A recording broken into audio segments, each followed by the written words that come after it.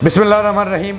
इय्याका नअबुदु व इय्याका नस्तईन। अस्सलाम वालेकुम नाज़रीन, मैं जावेद इकबाल और मेरे साथ मौजूद हैं हमेशा की तरह फ़याज़ मोहम्मद, जो कि इंटरनेशनल क्रिकेट के सीनियर खिलाड़ी हैं। नाज़रीन, आपको पता है कि आखिरकार इंतज़ार की घड़ियाँ ख़त्म हुई, इंटरनेशनल मुकाबले मुकम्मल हुए। T20 का बादशाह कौन होगा, चैम्पियन कौन होगा, आज से यानी कि थोड़ी देर बाद मुकाबला शुरू होगा, फ़ाइनल होगा। और फ़ाइनल होगा दो क्रिकेट टीमों के, दो दुनिया की सबसे बड़ी टीमें शामिल हुई हैं, जनूबी अफ्रीका और इंडिया के दरमियान। कौन बनेगा शहंशाह, ये सब कुछ जानने के लिए हम चलते हैं फ़याज़ मोहम्मद के पास। फ़याज़ मोहम्मद, अस्सलाम वालेकुम। जी वालेकुम सलाम। बताइएगा, अभी कौन बनेगा चैम्पियन आलमी क्रिकेट T20 का, जनूबी अफ्रीका या इंडिया, क्या कहते हैं आप?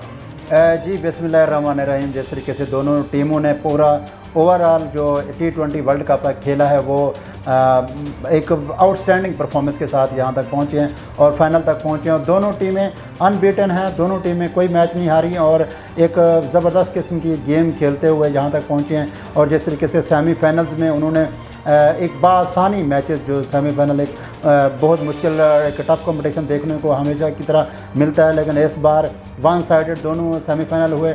एक में साउथ अफ्रीका ने जब अफ़गानिस्तान को बाहर किया और इंडिया ने दिफाई चैम्पियन इंग्लैंड को बाहर किया। अब जो फाइनल है वो साउथ अफ्रीका जो first time T20 world cup में के फाइनल में पहुंचे। वैसे ICC के वर्ल्ड कप के जो मेन के भी उसमें कभी नहीं पहुंची, हमेशा सेमीफाइनल बैडली हार्डली हार जाते थे और अनलकीली हार जाते थे। इस दफ़ा वो फाइनल में पहुंची है मैक्रम की कैप्टनसी में, और T20 की कैप्टनसी भी उन्हीं के अंडर थी जब उन्होंने T20 का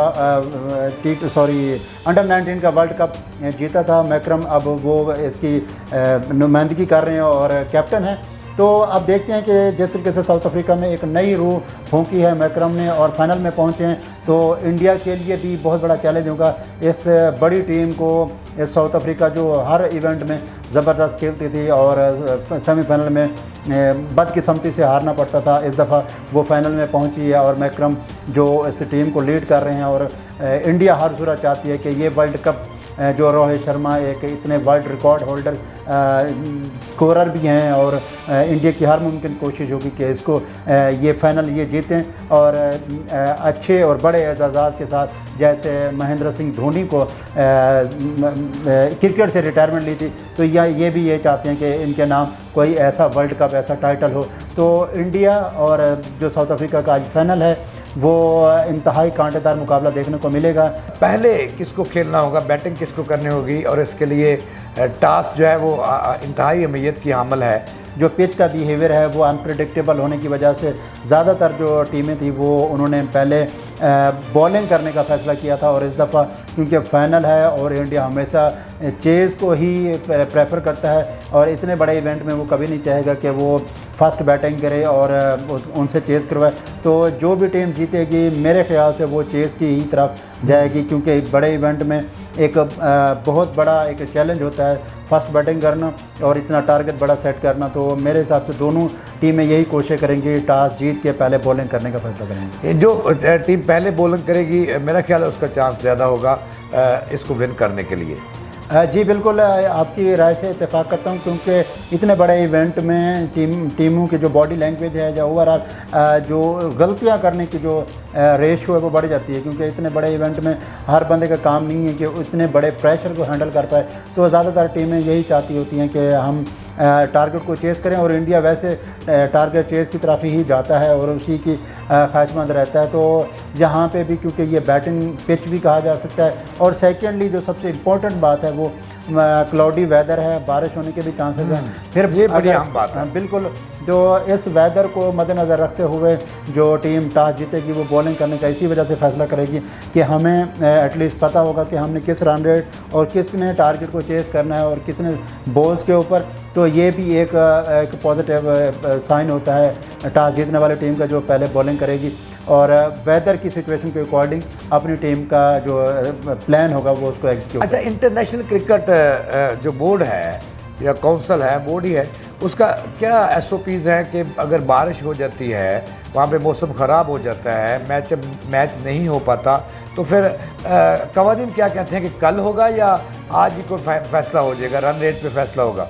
नहीं, ये वर्ल्ड कप के लिए जो ICC के रूल्स जो इस दफ़ा मुतारफ़ कराए गए हैं, इसमें एक दिन एक्स्ट्रा दिया गया है। अगर आज के दिन में मैच कंप्लीट ना हुआ तो नेक्स्ट डे तो फिर मैच यहीं से स्टार्ट ऐसा होगा। इम्कान है? जी 100% इम्कान। क्या ये रूल है आईसीसी का कि अगर आज मैच कंप्लीट ना हुआ कल वहीं से शुरू होगा जहाँ पे आज ख़त्म हुआ था। तो 2 दिन हो जाएंगे, 2 दिन में मैच फिर कंप्लीट होगा। तो एक दिन एक्स्ट्रा इस वजह से रखा गया ताकि फाइनल का जो फाइनल है वो उसका डिसाइसिव एक हो कि कोई एक टीम जीते, ना कि ये ट्रॉफ़ी दोनों का नाम रहे। तो इस वजह से एक दिन एक्स्ट्रा रखा गया है। उसके साथ साथ जो वेदर की सिचुएशन है उसको भी सामने रख के ही ये एक दिन एक्स्ट्रा आईसीसी ने रखा है। फैज साहब, आखिरी सवाल की तरफ बढ़ने से पहले कि हम अपने नाज़रीन को ये ज़रूर बताएंगे कि कौन सी टीम आज जीतेगी, कौन सी विनर होगी और कौन सा मैन ऑफ द मैच होगा, कौन सा मैन ऑफ द टूर्नामेंट होगा। लेकिन इससे पहले मैंने थोड़ा सा फैज साहब से डिस्कस ये करना है कि ये पाकिस्तान की क्रिकेट टीम ने हमारे साथ क्या किया, कौम के साथ क्या किया, मायूस कर दिया इस टीम ने। तो इसका कोई इलाज करने जा रहे हैं क्रिकेट बोर्ड के नहीं जा रहे? जी इसके ऊपर कल भी हमने एक डीपली बात की थी। तो आज भी मैं वहीं से ही शुरू करूंगा क्योंकि इतने बड़े इवेंट में, वर्ल्ड कप में और इतनी छोटी टीमों से और इतनी बैड परफॉर्मेंस देख के इतना गंद मारा है इस टीम ने कि मैं तो कहूँगा कि जूतों का हार हो और हर खिलाड़ी के गले में पहनाए, ये कौम पहनाए, फिर भी उनका गमो गुस्सा कम नहीं होता। ये लोग कह रहे हैं, मैं नहीं कह रहा। जी बिल्कुल है। जो हमने देखा है क्योंकि वर्ल्ड कप से पहले जो हमारे सीनियर खिलाड़ी कह सकते हैं और जो टॉप परफॉर्मर कह सकते हैं, जब किसी भी मद में उनके जो उन्होंने पीसीबी के रूल्स को फॉलो नहीं किया, कुछ फिक्सिंग में मुलव्वस रहे जैसे आमिर हो गए, तो परफॉर्मेंस भी वो नहीं आ रही थी। काफ़ी उनको इवेंट्स में, काफ़ी सीरीज़ में उनको के मौका भी मिला लेकिन वो विकेट्स नहीं ले पा रहे थे, जिस वजह से उसको बाहर किया गया था। लेकिन जब वो टॉक शो में बैठे तो उन्होंने आड़े हाथों लेते रहे बाबर आजम को। वो तो T20 का बैटर ही नहीं समझते थे बाबर आजम को, मोहम्मद आमिर। तो उसके बाद फिर उनकी कैप्टनसी में वापस आए और वही हुआ जिसका डर था, क्योंकि जब आप 6-7 साल से नेशनल टीम का हिस्सा ही नहीं है तो आपकी परफॉर्मेंस के ऊपर तो क्वेश्चन मार्क आएंगे। तो जिस तरीके से आप सुपर ओवर जो हम अमेरिका से हारे थे वो भी आप 18-19 रन जब आमिर ने कंसीड किया, जिस वजह से हम वो चेस नहीं कर पाए और इस तरह की परफॉर्मेंस रही। तो इस दफ़ा जो जहाँ तक लगता है मोहसिन नकवी साहब की जो स्टेटमेंट है बार बार वही सर्कुलेट कर रही है कि इस दफ़ा जो पोस्टमार्टम होना है, जो मेजर सर्जरी होनी है वो प्लेयर की ज़रूर होगी। और जो प्लेयर जो T20 में काफ़ी अर्से से परफॉर्मेंस नहीं कर रहे तो उनको बाहर निकलने का टाइम आ गया और नए लड़कों को, नए टैलेंट को मौका देने का टाइम आ गया। आज इंडिया और जनूबी अफ्रीका जब आपस में टकराएंगे, जनूबी अफ्रीका पहली दफ़ा किसी बड़े इवेंट को खेल रहा है, तो बेहतर जो किरदार है वो बैटिंग अदा करेगी या बॉलिंग अदा करेगी? जी दोनों की अपनी अपनी इम्पोर्टेंस है, क्योंकि ये जो पिचेस हैं ये तकरीबन 70% जो फेवर में रही हैं वो बॉलर्स के फेवर में रही हैं। और यहाँ पे जो स्पिन अटैक है जो इंडिया का और साउथ अफ्रीका का वो काफ़ी मैटर करेगा। यहाँ पे जैसे कुलदीप हो गए विकेट कीपर और